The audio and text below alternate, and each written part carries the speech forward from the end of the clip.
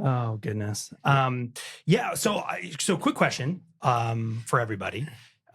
Curious about video games. Which was do you have? And now, Riz, you're a video game player, big time, obviously. I mean, by profession, maker, right? By profession more than actually, I don't actually play that many games anymore, but I used to play more. Okay. Well, this question is for the span of your life. Okay. And I'm curious about if you've played a compelling, if there's ever been a video game that you've got lost in, like it was so compelling that you just kind of got sucked into it, sort of full stop. I have one.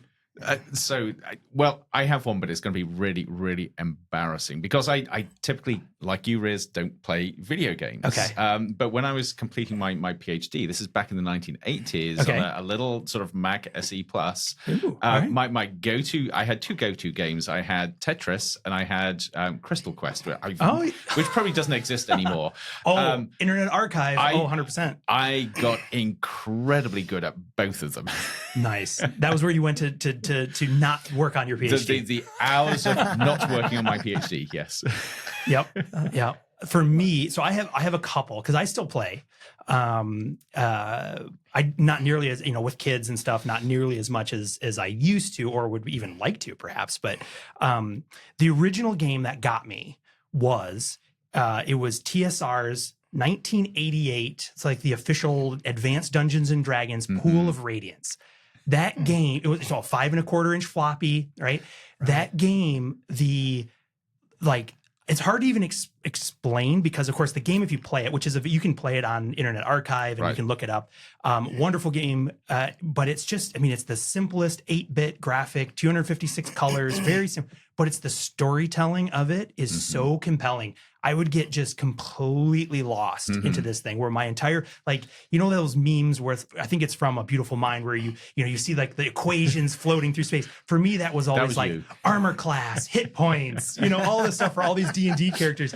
And just got complete, and to the point where that game I used to, so I had it like in a little emulator too. So I used to play it on, do you remember the little 11-inch MacBook Airs? Oh, yes. So I still had mine. To this date, I think it was one of my most favorite devices I've ever owned.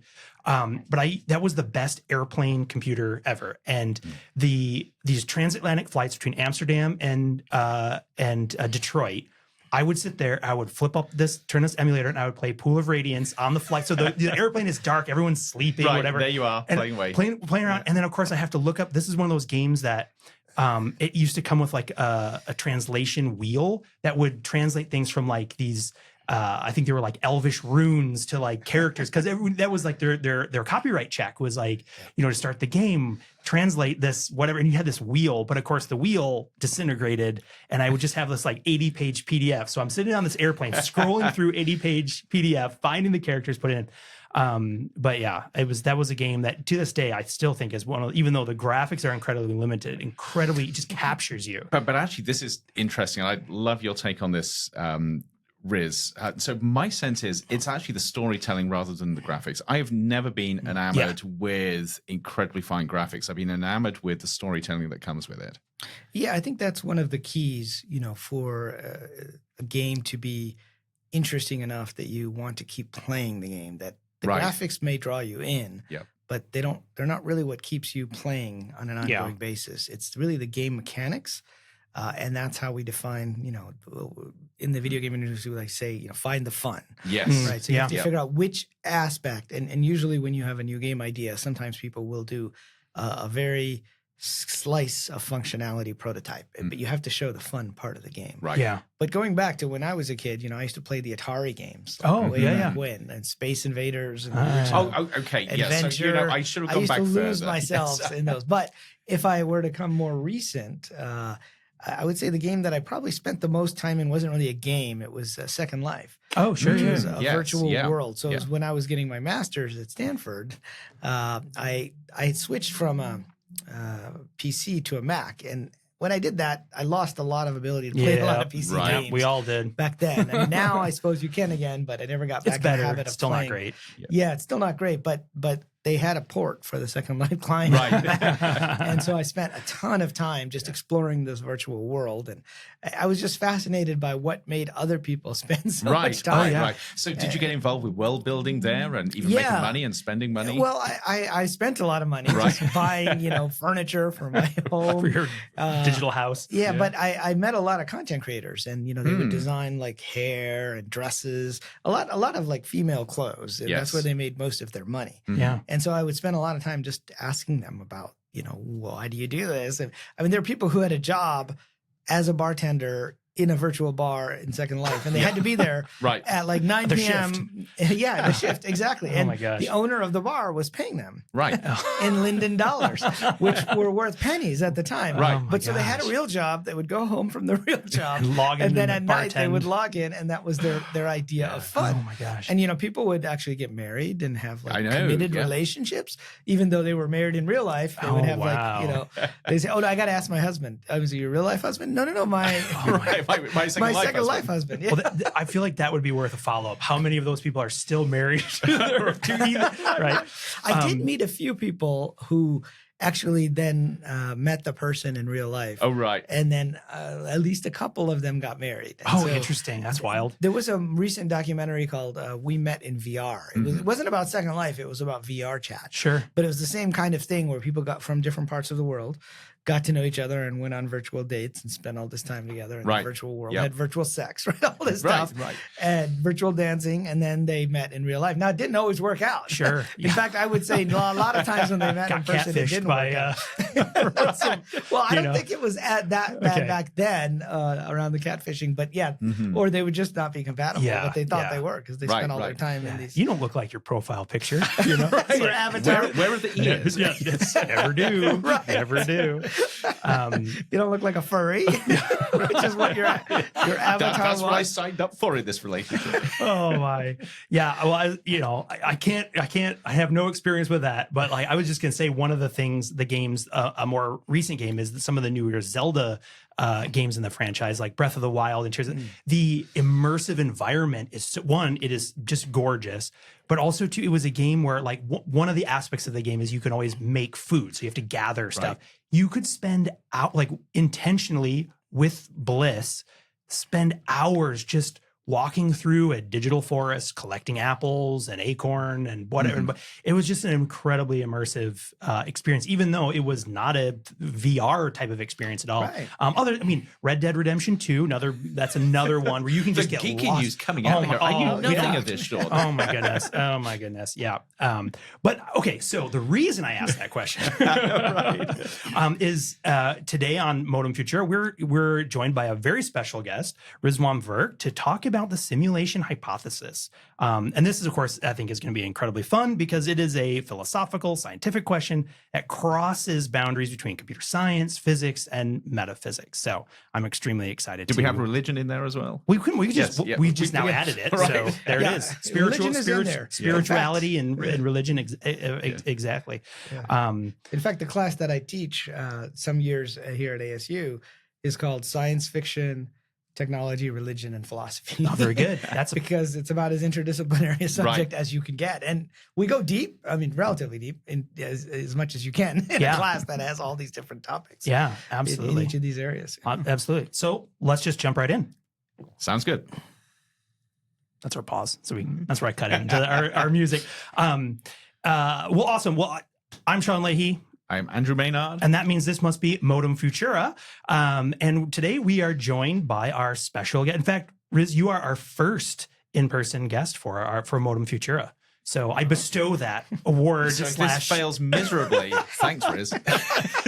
No pressure. I've unlocked a quest here, an achievement. No pressure. No pressure. But it kind of our success with whether we invite anyone back is going to hinge on how this goes. But let me read your introduction really quick, so people who may not be familiar with you. Rizwan Virk is a computer scientist, venture capitalist, and video game pioneer.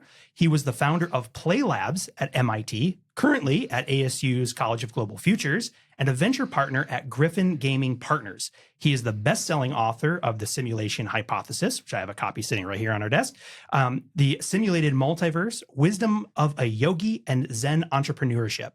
You can follow him at Riz Stanford, and at his website, zenentrepreneur.com. And we'll put all those socials in the show notes so you can follow. So Riz, welcome. Welcome to Modem Futura. Thanks for having me. And I'm honored to be your first in-person guest. We're honored to have you. Okay. Simulation hypothesis. Where would you like to start? Give us the quick version of what this even is. Well, I think the simplest explanation for the simulation hypothesis is that it's the idea that the physical world, as we know it, is not physical at all, but really is part of a virtual world, a computer simulation, or a massively multiplayer online role-playing game, depending on how you look at it. Now, the one question that people always ask me is, well, how did you get around to writing this book? And what pulled you in? Why on earth did you fall down this rabbit hole in the first place? And it's a pretty deep rabbit hole, as I've discovered. And what happened was I sold my last video game company in like 2016, and I was visiting a startup that we worked with in San Francisco, in Marin County, which is right across from San Francisco Bay, and they were building a virtual reality suite of games, and one of those was a VR ping pong game. And so I decided to try it on because it was kind of the hot new thing in Silicon Valley. It was one of what I call these hype cycles that Silicon Valley goes through. In 2016, VR was in one of its hype cycles. And so I put on this VR headset, and it was a pretty big, bulky headset. I mean, you couldn't. Yeah. 2016, that's like MetaQuest was, so that was like kind of right post-acquisition from Oculus. Right? Yeah, it was still called Oculus. Yeah. This was the HTC Vive, which was the other big, slightly better graphics at the time headset. And we had wires coming down from the ceiling. All the motion sensors and things that you'd have to put in the room. Were set up in the room. And so I started to play this game. And what happened was, for a moment, the physics engine was so good. And this is where I think the point that we were talking about earlier is important. The graphics weren't great. Right. I mean, it wasn't even a realistic looking opponent, but the table looked realistic. And most importantly, the responsiveness was so good. Like it actually felt like if I put my hand here, the paddle really was hitting the ball, and the physics of the ball would go to the other side and come back. So much so that for a moment I forgot I was in VR. Right. Yeah. And I tried to put the paddle down on the table. And I tried to had that moment. I tried to lean against the table too. And of course there was no table. Right. The controller fell to the floor and I almost fell over. And so that kind of got me thinking, well, how long would it take? Now, it only lasted a moment. Sure. Because it was obvious that with the wires and everything and this, what we used to call the toaster on your face, because they were big and bulky back then. They still are kind of big and bulky, but just a slightly smaller toaster. But hopefully they're getting to the sunglasses stage soon. But so I started to wonder how long it would take us meaning, Silicon Valley or just human technology civilization in general, to get to the point where we could build something that was so immersive that you would really forget it, that you were in VR. And it would basically be something like the Matrix. So how long would it take us to build something like the Matrix? And so I came up with this idea of the simulation point, which I call a kind of technological singularity. Right? Most people think of the singularity as being either the point where super intelligence kicks in, exponential growth, or thanks to Ray Kurzweil, where humans merge. It's always near with machines. Yes, with machines. Yes. And if you look at Werner Vinge, who passed away sadly recently, who wrote the paper on the singularity, he had 3 or 4 different ways we could reach what he called the technological singularity. And so I like to think this is another type of technological singularity, and I define it as the point at which we can create virtual worlds which are indistinguishable from physical reality, filled with AI characters that are indistinguishable from biological beings. Yeah, we're not there yet, but that's what got me down the rabbit hole. Right, and I know you've got this sort of scale, haven't you? Because occasionally I see you talking about, well, we've reached level X, Y, and Z.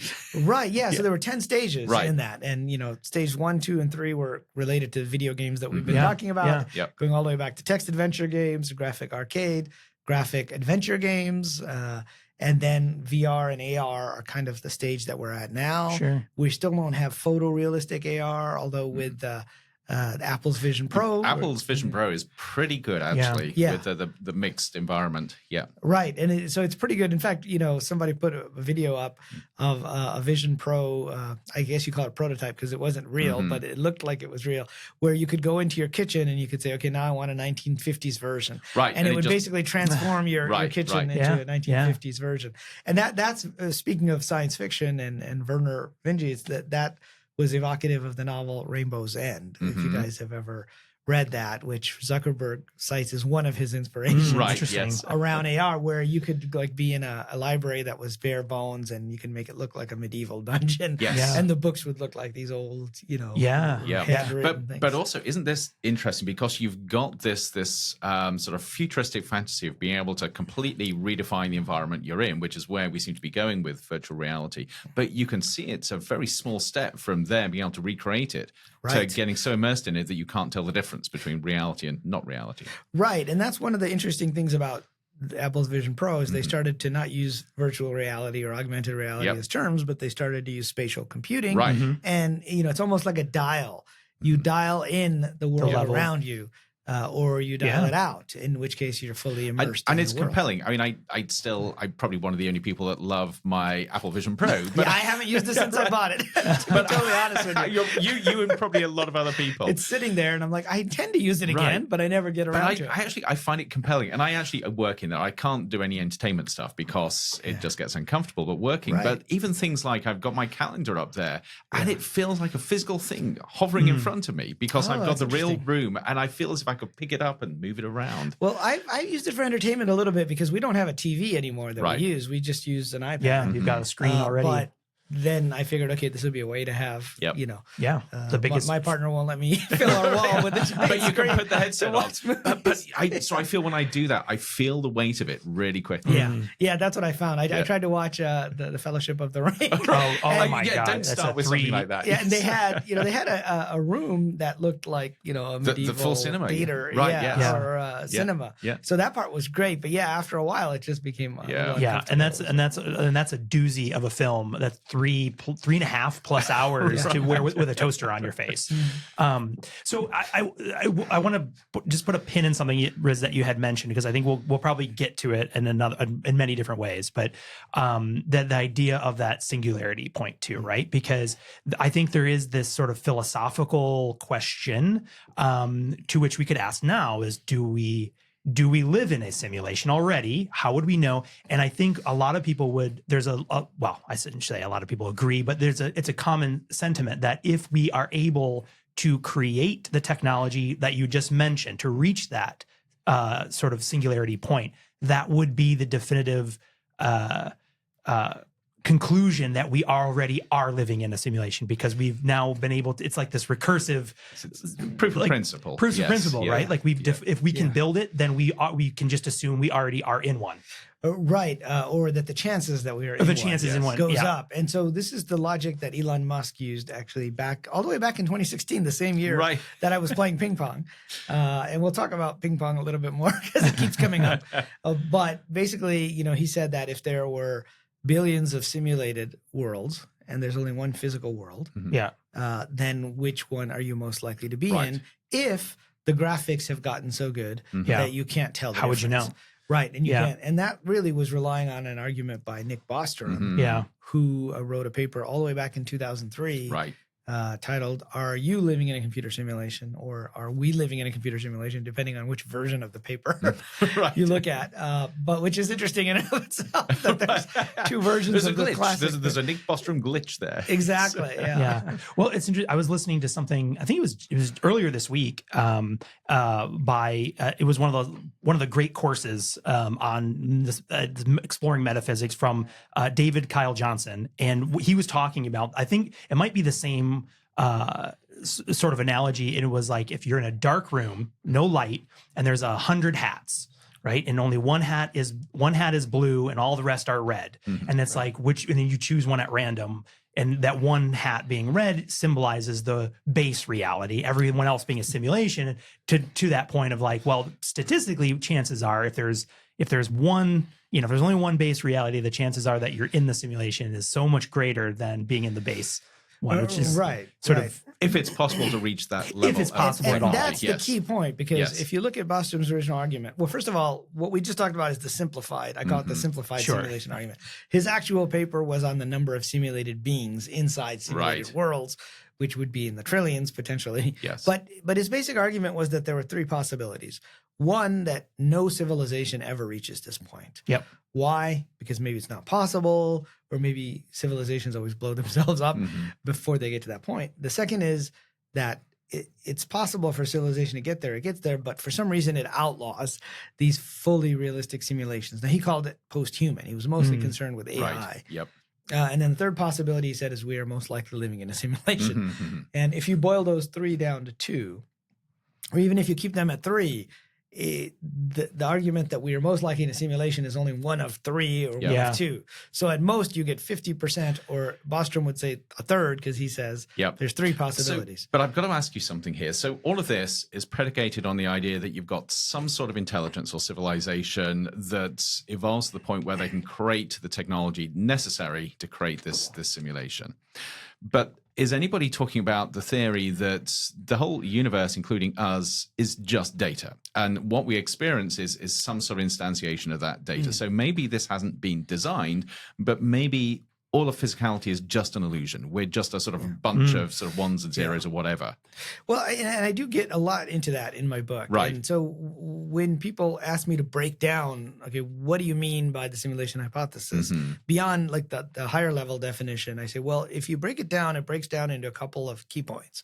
The first is that the universe is information. Right. And I think that's a point that is not as controversial as it sounds initially. In fact, I met a Nobel Prize winning physicist at the University of Cambridge, where I was this summer researching AI. And we were talking about it. And he goes, well, that first point is not controversial anymore in physics. Yes. But he was implying that it used to be. Yes. So, and I would actually say, I would suspect that most people listening to this will think that's a weird idea. But the people that study this, this is actually quite a common idea, that we just live in this sea of information. And it's how it sort of comes together and actually creates some sort of experience. Yeah. And, you know, John Wheeler, who is one of the last physicists alive that worked with Einstein and Bohr, you know, he had a famous phrase that he came up with near the end of his life, which was "it from bit." And what he said was anything that's a physical it, an object like this table or this coffee cup, actually consists at the bottom level, when you go to look for this thing called particles. He said the only thing he could really find was the answers to a series of yes/no questions. And that's basically a set of bits. Right. Yeah. Yes. Right. It's Yeah. And so that part is not as controversial as it sounds. The second part is, how do we then assemble that to get the experience of the world? And that's where I like to say that it's like a video game, that basically when you're in a video game, you think your character is actually in a field, but there's no actual field. Right. Where there's no actual dragon. It's just bits which your device, quote unquote device, renders for you. And so I think that's the second part of it that I think is key, is that it gets rendered in such a way. Yes. And then another point that I like to make is that it's all a hoax or an illusion. and so when people say, do you really believe in the simulation hypothesis? I say, well, I think each of those has its points. Right. That if you take them all together, you can kind of come to the conclusion that the world is a kind of illusion. And that's what led me deeply down not just a philosophical rabbit hole, but the religious rabbit hole. Yes. Looking at different ancient traditions, and I realized they were just using different metaphors. That, you know, if these religions were to be founded today, they would use updated techno-scientific metaphors. And so anyway, those were kind of. And I actually think you're beginning to see sort of proto-religions beginning to sort of emerge like that, aren't you? Yeah, I call the simulation hypothesis the first meme religion. Right, because you'll see online, and you can go to like Twitter or wherever and search for the simulators, and people will be using it in the same way that, you know, people used to say, well, God won't, you know, God make this happen. And they'll say, oh, how could the simulators allow this to happen? I know. It's, well, you can see it's incredibly compelling. So what I find fascinating about this, and I know, because I know you, I suspect that you really do believe in the simulation, even though you're extremely good at sort of hedging when you sort of talk about it. I must confess, I'm a deep skeptic, and I've written about sort of my skepticism. And so it really, really irritates me every time I talk to you. I can begin to sort of imagine how this could be a possibility. Well, I mean, I would even, let me be the neutral. I'll be the neutral party. Okay. But I think, and this will be the most neutral perspective I think possible. But do you both think it would be a fair statement to say that at present, we don't have enough information either way to either confirm or rule it out? Okay. So if I go first, I would say from everything we know about the way the universe works, the laws of the universe, the physics of the universe, it is exceptionally difficult to imagine how we could create the technologies necessary for the simulation. But there's a huge but there. Yeah. 2 huge buts. None of which are sitting in this room. Right, yes. We all look good. I just want to say we all look very fit. Yes, what am I saying here? Okay, but the first one is the idea that maybe the laws of physics that we are sort of basing all of this on are part of the simulation. Maybe somebody has created a simulation where these are the laws, but it doesn't mean that you have to comply with the laws if you're outside the simulation. So that begins to wipe out that argument. And the second argument is, even though I'm a physicist and I say you've got all these great laws that determine things, there are too many physicists these days who are asking questions about our base assumptions about those laws and those principles. So even though I don't think that it's possible, there's a little frisson of doubt there, which makes life interesting. Yeah, and I think one of the things that's been interesting for me is like, you know, I'm not ready to call it how I feel because same thing is I'll be like, well, you know, what is the evidence that we are like, can we find these things? But then you get to these boundaries of our known scientific understanding of the universe. And you're like, well, we can only see our observable universe. What's on the outside of this gigantic bubble of our universe? We don't know. We can guess and we can think, but maybe that is the boundary of our simulation. And, you know, thinking of multiverse and these bubbles, are those just other, those are these other. It's just the way to madness. I know. Well, you do have to tether yourself to, but then here's the other one that I find interesting and I know this by itself is not, and I think there's been a lot of pushback on it. And that is just the Planck length, right? That if you drill down far enough, we get to you need to describe that because you're going to have some people thinking a plank of wood. Yeah, what is important about the Planck length is the and I'll turn to the physicist in the room to fact check me on this. But essentially, it is the smallest measurable distance. So as you go down, and so you drill down into a particle, into an atom, into the subatomic particles. But that's the point at which basically all the laws of physics as we kind of know them break down, right? So you go past that Planck length and there's cannot make sense of anything smaller than this Planck length. Certainly if you're working within those theories, absolutely, yes. Yeah. And so I think one of the pieces, so again, you kind of come to that bedrock, if you will, and you're like, there's the bit. And there's like the pixel. Or a pixel. And there's that. And if you were inside a video game, you can calculate numbers smaller than a pixel, but you can't physically have anything. Yes. And so it's a question of, is space quantized? Right. And the Planck length would at least imply that it may be quantized. Right. And then the other question is time quantized? And this is actually a bigger, more controversial issue. But there are certain physicists who believe that time is also quantized, that there's a certain smallest amount of time and we can't really measure. And we can calculate the number, but doesn't mean, I can say infinity divided by 2 or times 2 on my, equation, but that doesn't mean we can actually measure that. But presumably that sort of also ties into this idea that we're sort of living in slices of time and you go from one slice to the next. And that's how microprocessors work, right? So if you go back down to that, I remember when I was the clock speed of the universe. It's the clock speed, right? And I remember I totally understand this until we got down at MIT. We were literally building like a microprocessor with wires and stuff. And I realized that each operation, I used to every now and then write in assembly code. I don't know if you guys know assembly languages. So for those who don't know, there's higher level languages like Java. What people mostly think of as a programming language. Yeah, even C was considered a high level language when it first came out, even though what C does though is it compiles directly down into these opcodes. And then the opcodes, turns out they are actually, they relate to the actual wiring of the microprocessor. And so what happens is that when you say this is 10,000 hertz, it means it's 10,000 cycles per second. And so literally you have a clock that's running like this, that's quantized, and that's one operation. And you can't do anything at less time than that. But more than that, but what's interesting is even in a program or on your laptop, you can have multiple programs running. So your Microsoft Word could be running. You've got your Zoom running over here. You've got the browser. And the program doesn't know how much time has really elapsed. It has to go outside of itself to look for the time. That, yes. All it knows is this is the last operation I ran. Right. And you could step away from Microsoft Word and you come back, and assuming there's no memory leaks, and it's Mac versus Windows, it may not crash. It may still be running at that exact same point. Yep. So you have this ability, this weirdness that time inside the simulation may not be like time outside the simulation. So one of the things I've actually never been able to wrap my head around, but it intrigues me, and I'm going to butcher this, but it's the idea that the constancy of the speed of light is part of that sort of framing. Sort of that's our sort of internal clock, that you can't sort of break that. So then that defines those slices of time in some way. Right. And so some people have looked at defined what's called the Planck time, which is the amount of time that it takes the speed of light to go the Planck same length. distance. Right. Yes. Right. Yep. So it becomes like, a self Yep. referential idea, but basically that as being the smallest operation. Yes. And then there are others who, like Stephen Wolfram, Mm-hmm. who was the physicist who became a computer scientist and researched cellular automata. He created the Mathematica software, and he's got a whole new project. Great blog, by the way, too. Yeah, and he's got a great blog. And he has, if you've read any of his books, there's one,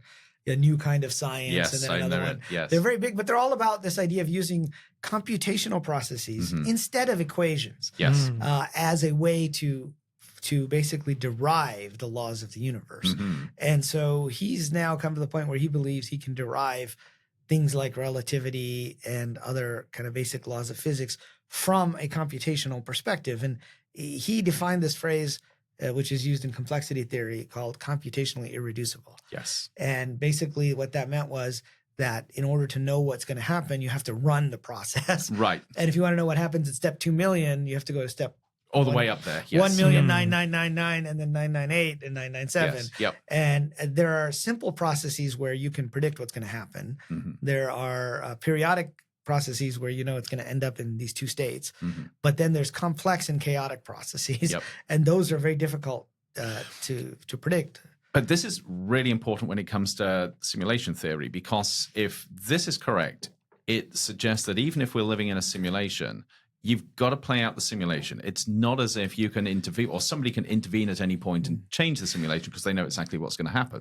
Right. But what they can do, just like we do in games and simulations. So people always ask me, why would we be in a simulation? Yeah. Okay. So this is, now we're stepping back. We were down in the weeds with Planck length, and now let's step back. Yeah. Pull us out. Yeah. And I say, well, I like to ask two different questions for people to understand. Why do we play video games? One. And then two, why do we run simulations? Okay. And this gets at the heart of what I call the NPC versus RPG versions of the simulation hypothesis. And for those that don't know, NPC stands for non-player character or non-playable character, which is a term that came out of Dungeons and Dragons when, the dungeon master would basically represent all the characters that were not being played by the players. And in video games, there's like the bartender or the guys you're fighting. Everybody's an NPC. Now we have AI, so we have smart NPCs. But in that version, everyone is just AI running in the computer. And in the RPG version, everyone is a player with a character or an avatar inside the simulation, kind of like the Matrix. So if you think of the Matrix, Neo and Morpheus and Trinity they all existed outside, and they had their avatars, which were a term that I like to use, identomorphic. So identomorphic. They were not just anthropomorphic, like a human avatars. They looked this just is what like happens to you when you become an academic. You start making words up. And this is what I learned about academia. And so I decided I should make up a word. Isn't that a missed opportunity though? But so those two versions of the simulation hypothesis are actually more like different ends of a spectrum. Right. Sure. Right. In the one end, everybody's AI. In another one, everybody's a source player. But the reality is most games are somewhere in the middle. You have characters and you have NPCs within the game. And so back to my two big questions. Why do we play video games? Well, usually it's to have experiences that we can't have outside of the simulation. So we want to be able to do things like fly on dragons and shoot orcs. And I can't do that in this quote unquote physical reality. That's not fair. But then why do we run simulations? We run simulations to see what is the most likely outcome, like simulation of the weather, simulation of pandemic You're basically spreads. modeling what we think is reality. Yes. Right. But nobody runs in that world. Nobody runs just one simulation. Right. So what do? You go back and you change the variables and you rerun the simulation, but you can save it at any point in time. Yep. So even though you have to run the whole thing, you could say, let's save the game at state 1 million. And now we're going to change these two variables and we're going to see which one gets what is the most likely outcome if we run it 1,000 times, but then also what is the most optimal outcome? Yes. And now how do we influence the simulation to go down that path? Yeah. Okay. So my brain just exploded a little bit on the inside. Let me, as I scrape now it. We're in the multiverse. Yeah. World. Well, and see, again, this is again coming back to this idea of like, can we tell? Can't we tell? And there's really no way to tell. So that instantly all just made me think when we think about, again, the multiplicity of timelines, right? That every choice or every decision, you know, if you think about it in that sense, sort of forks where these, you know, the path that you do take plus all of the potential paths that you could have taken. Right. And in the simulation hypothesis, like those could all be represented as different simulation. Like each Branches one of those of points is a branch of a simulation. Yep. Yeah. So and my second book, The Simulated Multiverse, is about this idea. available everywhere. I thought I had gone down the rabbit hole enough. I finished this book, it did well, but I just couldn't get this idea out of my head that, if you could run one simulation, why can't you run millions? multiple simulations? And I had interviewed the wife of Philip K. Dick, the science fiction writer, as a part famously has also suggested that everything was a simulation, right? Yeah. So back in 1977, in a speech in Metz, France, he said, "We are living in a computer-programmed reality, and the only clue we have to it is when some variable is Something changed. changes. Some alteration occurs in our reality." Now, that's become a pretty famous line. He was part of the inspiration for the Wachowskis. Yeah, sure. Who created the Matrix. Yes. So first of all, I asked his wife, Tessa, I said, well, what would he think of the Matrix? And she said, well, first of all, he'd love it. Yeah, and that would be his first thought. And his second thought would be to call his agent to see if he could sue these guys for ripping off his ideas. And I thought that is really funny. Yep. That is funny. But, she encouraged me to go back and look at the full speech. Because that was just a little line. Snippet from it, yeah. And so I went back afterwards, and I had seen it earlier, but I really went through and started analyzing it. There's a written version of the speech, and the speech was called "If You Think This World Is Bad, You Should See Some of the Others." And of course, at the time, people thought he was just crazy, right? I mean, you can see the video, like all these people in the audience in France, including like his friend Joan Simpson, I think was her name. She was there with him, just looking like, "What is this guy?" Starting to slowly sliding away. And turns out he had ad-libbed that line. Oh, nice. It's not in the written version of the speech. Oh, interesting. About living in a computer program reality. Yep, so you can see on the plane, he was probably like, handwriting that line in because he was reading from a script. Yep. But when I read the whole speech, I realized what he was really talking about was this idea that you can basically change a variable and rerun the simulation and you'll get a different timeline. Now, this is where it gets a little weird. So Tessa told me that he came to believe that the Man in the High Castle, which was about a timeline where Germany and Japan won World War II. And for those that don't know, it was his only like Hugo Award-winning book, and it became a series on Amazon. Yep. But he came to believe that was a real timeline that actually happened, existed. and that the simulators changed some variables and reran another timeline. But why did which is the timeline we're in now. Right, but why did he think that was a possibility? What were the indications, or is this just his speculation? Well, it was partly his speculation, but in his case, people say, okay, he's a science fiction writer. So, but he came to believe that at some point he wrote this book off of what he called partially fragmented memories of another timeline, of another alternate present. Right. I mean, so there's some sort of bleed over. Yeah. And then he said, when she told me this, I didn't know about this, but she said he started to write the sequel, which he never finished, by the way. But that he said he got full memories of his alternate timeline. Of what he called an alternate present, right? So it was the same date, but just it was with a different timeline. And then, then it gets weirder. And people say, well, he took a lot of drugs, so, no. But she said, well, he claimed to have been in contact with beings that were telling him that, hey, we've altered timelines before. And this is just one branch, but then I said, well, what if we took this as an interesting idea and take a riff on it?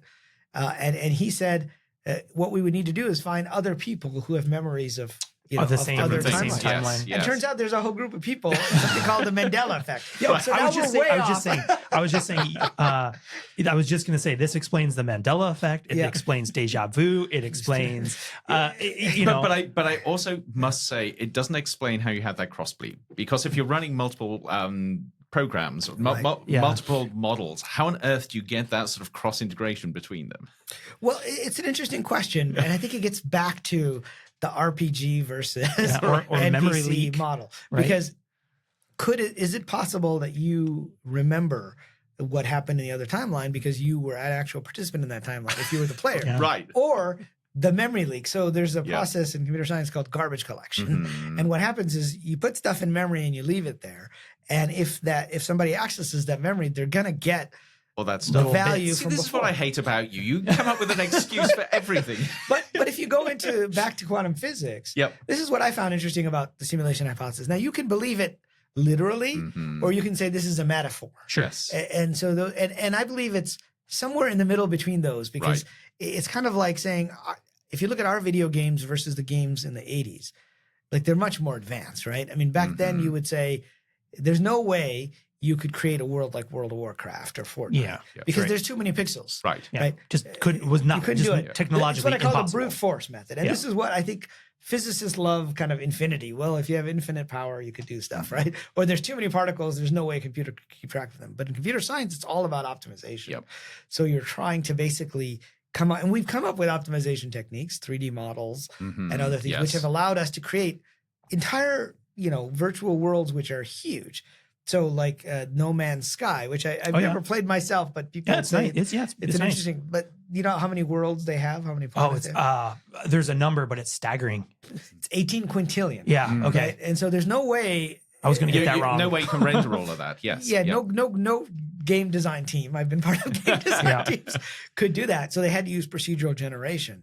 To do all of that, but it's only generated when it's necessary. Right. And then they can store that information. And so when you go back to, quantum physics, and you look at the weirdness of the observer problem or the measurement problem, more technically, the two most popular interpretations, and we have a physicist in the room, so we can tell, are the Copenhagen interpretation and the multiverse interpretation. The problem is they both have detractors to say, okay, this can't be. And the Copenhagen, it's evidence both ways. But that's the beauty of physics. I mean, you make stuff up, and if somebody can't disprove you, you're actually. But I would say that the simulation hypothesis solves one of the biggest problems with each of those. Which is really interesting. I do want to go back a second, because we mentioned the Mandela effect, but we should probably just say really briefly what that is. Oh my goodness. And also for anyone listening we can put a link, but you can Google this and go down your own rabbit hole and enjoy it.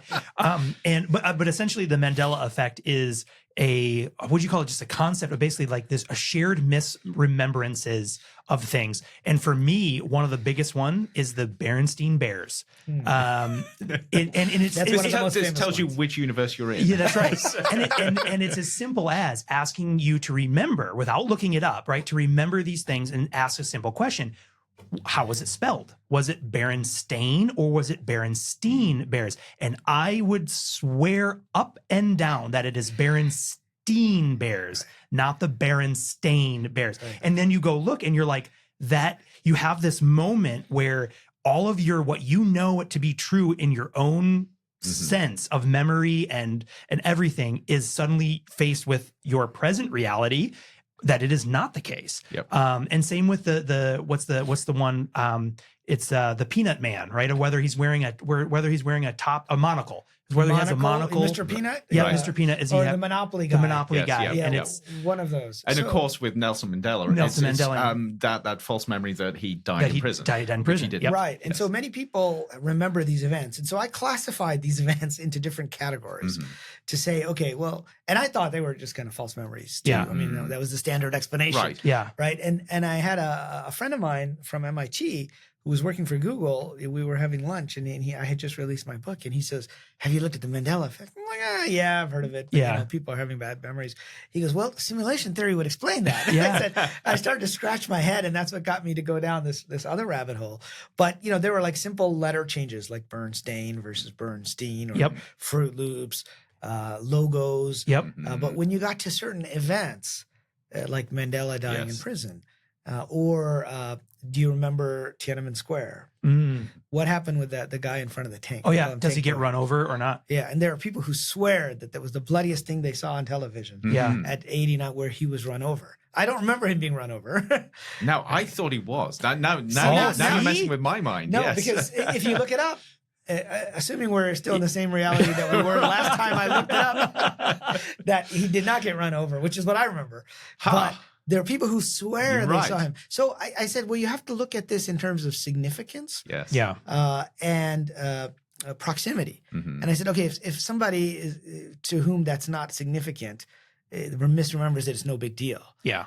On the other hand, if it's somebody who had proximity to the event or knew something about the event, then it's more likely that maybe they are remembering something interesting. So, for example, I came across a YouTuber that was in journalism school in the 80s, and she was supposed to go to South Africa to visit Nelson Mandela. And I think she actually went there, but they said he was too ill in prison and she wasn't able to interview him. Right. Then she came back to work for NPR in Chicago, and she heard that he died. Now, somebody who went to South Africa to interview Nelson Mandela is not going to get that wrong. Right. You would have thought. Random guy. Well, yeah. So the question is, are these shared memories perhaps indicative of something more than just false memories? And so I use it as more of an example. Now, my favorite ones are the physical objects.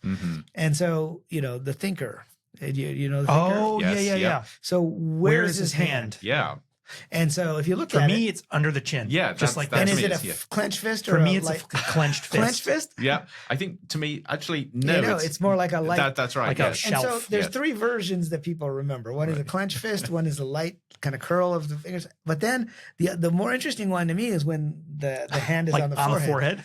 And there are all these pictures of people saying they're on the forehead. Right. And including, there's a famous picture of what's his name? G.B. Shaw. And the picture was taken just before the unveiling of the first bronze cast of the Thinker in London in like 1905 or something like that. I don't remember the exact year. And it says, G.B. Shaw in the pose of the Thinker, and he's standing there like this with his hand on his forehead. And so you start to wonder, is it possible that in fact we're remembering, or if you were to rerun the simulation and just change small things, you might end up with little changes down the road. I mean, the whole idea of chaos theory is little changes could result in big changes down the road. That's right. Yeah, but it also has this feel of the butterfly effect, and that idea if we could sort of either change things remotely or go back in time and change things. But now this whole idea of multiple simulations and going back in time gets really weird. It does. And so the question becomes one of, it's pretty easy for us to envision multiple possible futures, right? Right, yes. I might, move to Boston, I might move to Los Angeles, etc. But it's pretty hard for us to imagine multiple possible pasts. Right. But when you start having a grid, which I call the multiverse graph of all the choices, and you have this sort of infinite tree, but you could trim the infinite tree. In computer science, we would trim the tree. Physicists would say it just goes on forever. Yes. And the Marvel universe has captivated this with Loki and the TVA and all that kind of stuff, right? That there's this entity that exists above all that is in charge of. This is the episode for geeks. I know. But you don't entitle a podcast Modem Futura and not geek out. But is it possible there are multiple possible pasts? Right. Yeah, why not? And there are some interpretations of quantum mechanics that say that not only are we choosing our present, but we are choosing from the past. And and so even though physicists will say you can't change the past, retro causation, at least theoretically, but you can potentially choose a past. And so I looked around and I found an obscure speech by Schrodinger from the 1940s. This is from Schrodinger's cat, right? From Schrodinger's cat. And we can talk about Schrodinger's cat if we want in a minute. But he actually said that what we're doing is when we choose, a particular quantum choice, let's say the collapse, the probability wave, we are choosing not only which present we're in, like is the cat alive or dead? We're also choosing from one of, and he actually used this phrase, multiple simultaneous histories. Okay. Which implies that there are these multiple simultaneous histories and we're choosing one of them. And probably the best way to illustrate this is the cosmic delayed choice experiment. Oh, yeah. Do you know about this? Yes. It was proposed by John Wheeler. So here's another one of those things where you're like, there's no way we could be living. And then you come across these examples. You're like, wait a minute, maybe we are. And so Wheeler, there's the double slit experiment, which is sort of the basis for this idea of Schrodinger's cat. And Schrodinger defined the cat experiment because he thought the whole idea was ridiculous. Right. He goes, how could a cat be both alive and dead at the same time? And yet quantum physicists are telling us that that's the case. That you've got indeterminate state. Yes. Yeah, they're in superposition. Yeah. But so Wheeler came up with this idea of a delayed double choice experiment. And rather than getting into slits and all that, he came up with a cosmic version to make it really easy to visualize. And he said, suppose there was a quasar 1 billion light years away from us. So how long would the light take to reach us? 1 billion years. Billion years. And when it left, it would have left 1 billion years ago. Yep. And he said, suppose somewhere in the middle, there's a black hole that, or a gravity. Some kind of lensing element. Which makes the light go to the right or left. And we have 2 telescopes here that can pick up whether it went right or left. Yes. We can measure the polarity of the light, let's say. And so the right or left kind of is a way to approximate the double slits in this case. And suppose that object is 1 million light years away from us. Right. So when would the decision of whether it goes right or left have been made? Right. 1 million years ago. Right. So maybe after the end of the dinosaurs, but before humans. And yet what the cosmic delayed choice experiment and delayed choice double slit experiments are telling us is that it's only when the measurement happens that the choice is made. Yes. Yeah. So 1 million we're years literally in its future. choosing what happened back in the time of the dinosaurs. Yes. Because that's when the waveform collapses. That started. Yes. And then and we should just pause for a moment to let people's brains, let the roiling bubbles simmer for a second. Because that is I think one of the most fun things for me to just mentally just keep turning over and over, right? This idea that our physical observation is the moment at which it's been determined 1 million years prior to whether it went left. Was it A or B, left or right or whatever? Which is just absolutely fascinating. And now they've done experimental versions of the delayed choice double slit experiment, but obviously not 1 million light years away, but they've sent things to a satellite that's like maybe 1,000 miles away. So there is a little bit of time. Yes. And they've generally confirmed that it's when the measurement happens that the wave collapses. Right. But that's the whole idea of this I don't know which term you would use, either quantum coherence or whatever, but the fact that point of observation actually has some sort of connection with what happened at a previous point. At a previous point in time. Yes. Because that will tell you whether it went through slit A or B before the measurement. To some extent, this is wild too. So we're all sitting we're around the same table here. And it's weird to even think about that just at the most, if we call this the most micro level, I'm not seeing Riz or Andrew as I'm seeing you as you were, however long it takes the light to leave your body and reach my nerves. But I love the fact that you still think we're real. Wait, maybe, This is there should have been a trigger warning before this episode of ground yourself to something real that you hold. That what's your totem, right? To if you're in a dream or not, right? Although I've got to tell you, so Riz was in a class with my undergrads a couple of weeks ago where we were talking about simulation theory. Oh, fantastic! And most of them were both fascinated with the idea, but most of them said, what does it matter? If we're living in a simulation, we can't tell the difference between reality and simulation. What doesn't matter? So what? So what? Yeah. And another big question is, does it matter for me or not? Right. And then there are those who believe we should not try to find out if we're in a simulation. And there was a philosophy professor, I think his name is Preston Green, who wrote an op-ed for the New York Times a few years ago. And he said, let's stop trying to find out if we're in a simulation. And his basic argument was that if we did find definitive proof, that the simulators would shut us down if we're in a simulation. And if we're not in a simulation, then it wouldn't matter anyway. So I've got to bring this up. So Douglas Adams, Hitchhiker's Guide to the Galaxy, I brought up exactly this in a quip when he was sort of talking about this author sort of writing about the existence of God and sort of reaching that point of definitive proof, at which point God just disappeared and everything disappeared and the universe rebooted. Rebooted. There you go. Yep. That said, I think it depends a lot on this RPG versus NPC axis. And that's why most academics who talk about this usually talk about the NPC version, right? So if the system reboots. Now, what happens in the RPG version? System reboots, well, you just come out of your virtual reality headset and you decide if you want to go back in and play the next version as well. So I think the answer of whether it matters or not depends on where you fall on that axis. Yes. And so I mentioned Nick Bostrom earlier. I'll mention another philosopher who's well-known named David Chalmers, who in 2003, the same year as Bostrom defined the simulation argument, which then came to be known as the simulation hypothesis. he defined the matrix hypothesis. And so his article, which was in a book on philosophy of the Matrix, when they released, I think the second Matrix movie, right, or the third Matrix movie, the Wachowskis actually got real philosophers to write essays about this idea that we might be in a virtual reality, and he was talking more about being in a VR headset and a virtual reality. But he's sort of given up on that terminology, the Matrix hypothesis, because everybody is using the simulation hypothesis as it. But he basically came to the conclusion that he goes, if the simulation was perfect, we wouldn't necessarily be able to tell. Right. It just depends on if there's glitches in the matrix or not. I personally believe there are glitches in the matrix, right? And I believe the Mandela effect is one of them, but there are all kinds of weird things that people report that we in academia don't take seriously, whether it's ghosts. It's, weird things, coincidences. All the paranormal stuff could just be those boundaries. I mean, even just like the multiverse element too of like supernatural is like, are those weak points between the two where they're, you know what I mean? Like, you're remembering this weird thing that didn't happen. Passing through, that's wild. And that's where we now start to touch on the religious side of course. As well. Sure. In fact, simulation theory has been called religion for atheists, right? But Bostrom made the point that many atheists, when they start considering we might be in a simulation, will at least readily admit, well, okay, anything outside the simulation might, one, as you said earlier, Andrew, not be bound by the physics or the rules of this.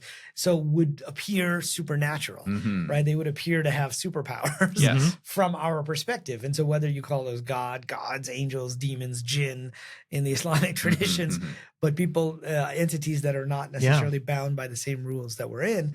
And then you get into the whole idea of Maya, which in the Hindu traditions, going back 5,000 plus years, is illusion. The translation for Maya is that the world is, that's like a core tenet of almost all of the fates of the world. Like there's using science fiction, there's a scene in Battlestar Galactica where the Cylons, who are AI, but are weirdly religious compared to the humans. One of them, says to one of the characters, what's the basic article of faith? And she's like, I don't know. And she goes, well, it's that this is not all there is. And that is actually turns out to be one of the common elements of across all the religions, is that the physical world is not all there is. But they use metaphors to try to describe it. So they use the dream as a common metaphor in Buddhism, for example, that the world is a dream. Maya is that it's an illusion. There's the term Leela, which is it's a play of the gods. Shakespeare talks about a stage play. And so I think if these religions were to be founded today, and even in the Quran, there's actually passages which say, we have set this up for you as a pastime and a sport, as a game and a diversion, right? For you to play, right? They keep using this. And in fact, there's a term in Arabic that's used in one of these verses that I saw it used multiple times. And I said, oh, that's interesting because it reminds me so much of the Hindu scriptures. And it was al-garuri matao. And that means a delusion, but an enjoyable delusion. Enjoyable. And we're straight back to gaming. And we're straight back to gaming. But then you look at the Hindu definitions of Maya. It's not just an illusion. It's like a carefully crafted illusion that you give yourself permission to be fooled by. It's kind of like going to a magic show. You know the guy's not really sawing the woman in half, but it's no fun. If you're critical about it. Same with going to the movies. If you're just sitting there criticizing everything, it's no fun. It's no fun. And so Swami Yogananda, who wrote a book called Autobiography of Yogi, and he was one of the first Indian yogis to come to the U.S. about 100 years ago and live in the U.S. And this book became like, Steve Jobs' favorite book. And it was the only book on his iPad, and all the counterculture, people were giving it away it was one of those paperbacks in the Haight-Ashbury in 1968. I literally met a guy who said, yep, that's how I got it. Somebody just gave me a copy in Haight-Ashbury. And then when I read it, I never know what you're going to find in Haight-Ashbury. Passed it on to the next guy. But, he came over in the 1920s and he said, well, let's use a different metaphor. And it's exactly the metaphor you're talking about. He said, let's use that of a movie projector. He said, when the characters in the movie die, the actors don't die. Right. But it's that light and shadow that's playing to make it look real. And so, he would tell his disciples and people he's teaching, look away from the screen and see the light, and then you can start to see the illusion. But there has to be suffering in the actual movie, because that's what makes it interesting. And now that's you're what getting makes it into an the enjoyable delusion. right. Now you're getting into the whole complex area of sort of the human experience, Right, and ethics and I'm suffering. that's probably not a rabbit hole we want to go down this episode.